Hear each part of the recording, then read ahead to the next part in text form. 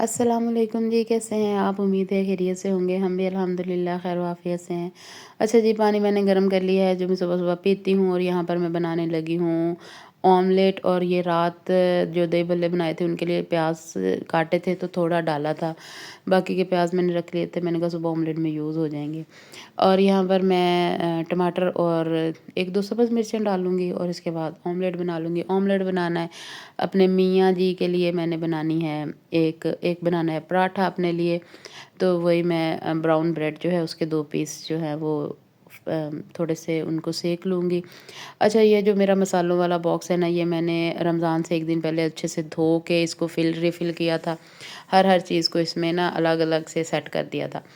लेकिन अब कल मेरे साथ कोई इतनी बुरी हुई है कि ये मेरे हाथ से गिरा है और ये मुकम्मल तौर पे मतलब उलट गया है। उलटने के बाद जब मैंने इसको सीधा करके खोला तो इसके सारे मसाले जो है ना वो मिक्स हो गए, एक दूसरे से गले मिल गए।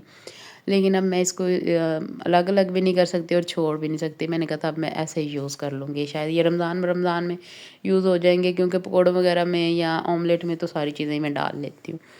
अच्छा, जब तक जी घी मेल्ट होता है मैं यहाँ पे बना लेती हूँ पेड़े पराठों के। 3 मैंने पराठे बनाने होते हैं, 2 अपने बच्चों के लिए, बाद में जिन्होंने खाने होते हैं, लेकिन बना मैं सहरी में ही लेती हूँ क्योंकि बार-बार मेरे से फिर नहीं बनते। और यहाँ पर जी मैंने अंडा डाल दिया है। अच्छा, मैं आपसे ना एक बात करती हूँ, मुझे ना एक बच्ची मिली। बच्ची इस तरह थी कि हमारी ही वो स्टूडेंट थी ना, तो वो मुझे ना कहीं बस मिल गई। हमारी एक कोलीग हैं, उनके भाई की डेथ हो गई है कुछ दिन पहले। अल्लाह उनके भाई को जन्नत में जगह दे। बहुत सडनली उनको कैंसर डायग्नोज़ हुआ और 1 फ़रवरी को मुझे लगता है उनको कैंसर डायग्नोज़ हुआ था। हाँ, और उसके बाद 1 महीने के अंदर-अंदर वो ना 1 रमज़ान को उनकी डेथ हो गई थी। अल्लाह उन्हें जन्नत में जगह दे और उनकी जो पीछे रह जाने वाले हैं उनको सब्र जमील अता करे। सब्र ना जो होता है ना वो करना पड़ता है। सब्र, मुझे लगता है कि सब्र आता नहीं है जब हमारा कोई इतना करीबी इस दुनिया से चला जाए। वरना जब भी उनकी याद आती है ना तो ऐसा लगता है कि जैसे दिल फट जाएगा। और सम टाइम ऐसा दिल करता है कि कहीं से वो निकल के आएँ, हमें 10 मिनट के लिए मिलें, देखें हमारी अब ज़िंदगी कितनी मुख्तलिफ़ हो गई है उनके बाद। ऐसे ही कभी मेरा दिल करता है कि मेरी अम्मी आएँ और फिर वो मुझे देखें और वो हैरान हो जाएँगी देख के कि उनके बाद मैं कितनी बदल गई हूँ। मैं मतलब उनकी वो बेटी जो इतने नखरे करती थी, इतनी बातें करती थी, या मतलब इतना उनको तंग करती थी, अब मैं वो कितनी बदल गई है।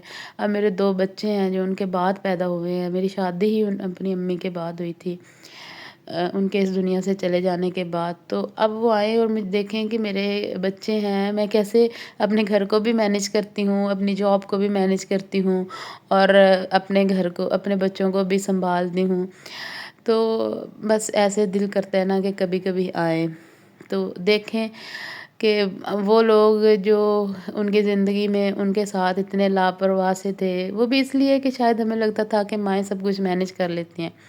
और माँओं के जाने के बाद जो बेटियाँ होती हैं ना, वो बहुत जल्दी अपनी उम्र से बड़ी हो जाती हैं। और मुझे लगा कि जब मेरी अम्मी इस दुनिया से गई हैं, उस दिन मेरी उस जवानी ख़त्म हो गई और मुझ पे बुढ़ापा आ गया। हालाँकि तब मेरी उम्र जो थी वो तकरीबन 24 साल थी।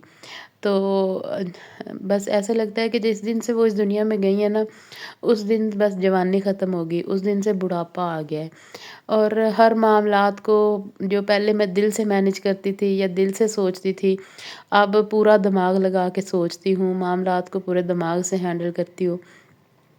फिर भी बहुत सारी चीज़ें या बहुत सारी बातें ऐसी हैं जहाँ पर लगता है कि बिल्कुल ही दिमाग ख़त्म हो गया है, हम फ़ेल हो गए हैं, ये हम मैनेज नहीं कर सकते, ये यहाँ पर उनकी ज़रूरत है, उनको आना चाहिए।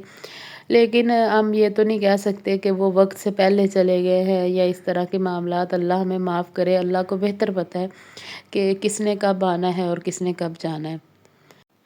लेकिन हर ईद, शब-रात पर और किसी भी ऐसे मौके पर याद तो आते हैं ना जाने वाले। और उनके जाने के बाद हम कभी भी मुकम्मल नहीं होते। जिस तरह अब हम लोग हैं, हमारी फैमिली कभी मुकम्मल नहीं हो सकती कि हमारी फैमिली का जो मेन एलिमेंट है, हमारी मदर, वो इस दुनिया में नहीं है। अच्छा, मैं बात कर रही थी कि वहाँ पर ना मुझे हमारी ही एक स्टूडेंट मिली जो कुछ अर्सा पहले हमसे पढ़ के गई थी। 8वीं क्लास उसने मेरे से पास की थी, मतलब मैंने उनको पढ़ाया था उनकी क्लास को। तो वो बहुत एक सादा सी, शाय सी बच्ची थी। और उस दिन जिस दिन वो मुझे मिली वहाँ पर उनके घर, तो मैं पहले नहीं मैंने उसको पहचाना। उसने मुझे सलाम किया, मैंने उसे वालेकुम सलाम किया, हाल-चाल पूछा, लेकिन नहीं, उसने मुझे नहीं पहचाना। ख़ैर उसने जब मुझे पूछा कि टीचर आपके बच्चे कैसे हैं?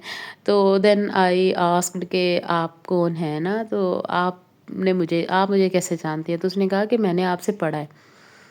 मैं फ़लाँ-फ़लाँ बच्ची हूँ, तो मुझे याद आ गया कि वो बच्ची है, और मैं इतनी सरप्राइज़ कि ज़मीन आसमान का फ़र्क था उस बच्ची में।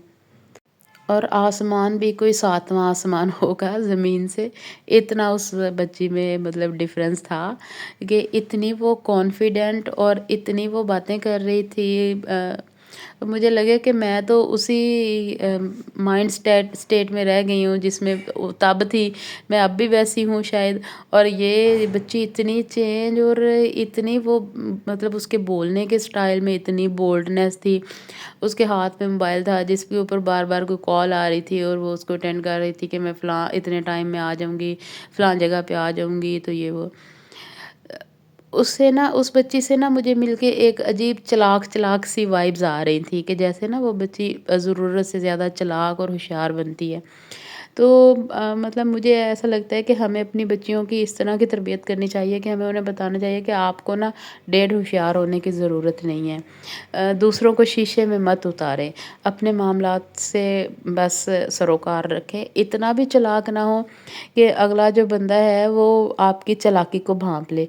फिर आप काहे के चालाक हुए कि अगर अगले बंदे को पता ही चल गया कि आप किस तरह से बात कर रहे हैं, या ये कि आप कितने चरब ज़ुबान हैं, या ये कि आप अंदर से कितने खोखले हैं, और सिर्फ़ जो सारी आपकी होशियारी या चालाकी है वो सिर्फ़ आपकी ज़ुबान में है।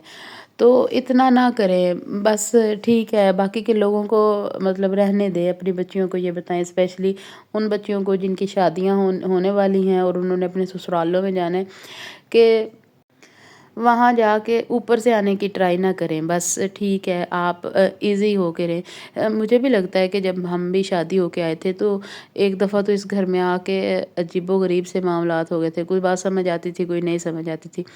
तो बस उनको यही समझाएँ कि ईज़ी होके रहें, अपने मामलात को अपने तक रखें, दूसरों को उसमें ना घुसाएँ, और दूसरों के मामलात में ना घुसें। ख़ामख़ाह किसी को मशवरा देना, और किसी को मतलब बातों-बातों से लगना कि आप उसको अपना कर लोगे, नहीं, ऐसा भी नहीं करें। हर किसी को बातों से खुश करने की भी कोशिश ना करें।